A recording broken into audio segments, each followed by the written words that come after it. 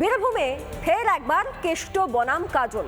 অনুব্রত মণ্ডল কাজল শেখকে নাম না করে যে খোঁচা দিয়েছিলেন তা কয়েকদিনের মধ্যেই ফিরিয়ে দিলেন কাজল শেখ। কিন্তু লাল মাটিতে এই শাসক দলের দ্বন্দ্ব আর কতদিন চলবে?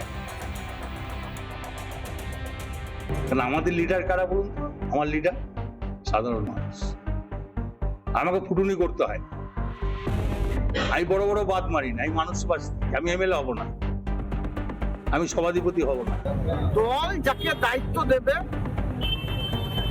সেই দায়িত্ব পালন করবে। দল যদি কাউকে বলে বিধায়ক করব, সে বিধায়ক হবে। দল যদি কাউকে বলে সভাধিপতি করব, সে সভাধিপতি হবে।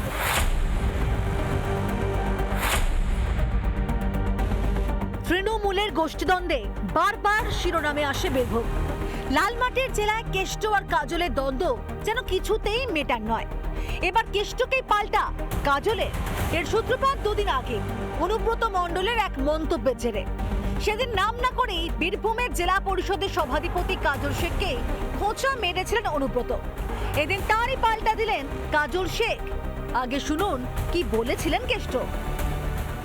আমাদের লিডার কারা বলুন তো? আমার লিডার সাধারণ মানুষ।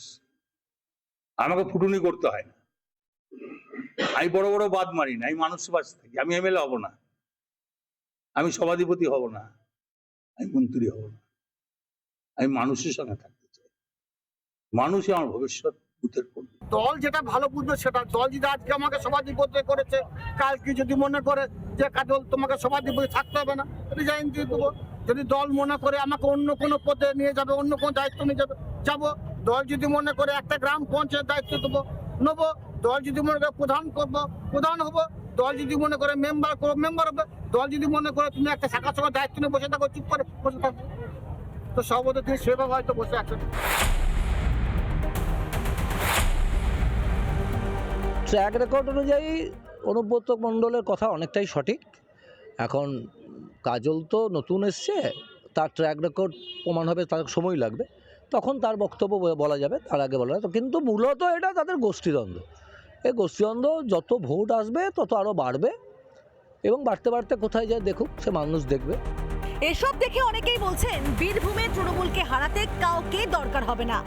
তৃণমূলের শত্রু তৃণমূলই। কেষ্ট কাজল দুজনেই যেভাবে ব্যাটিং করছেন তাতে ২৬-এর যুদ্ধে বিরোধীদের রাস্তাটাই যেন আরো মসৃণ হচ্ছে। রিপাবলিক বাংলা।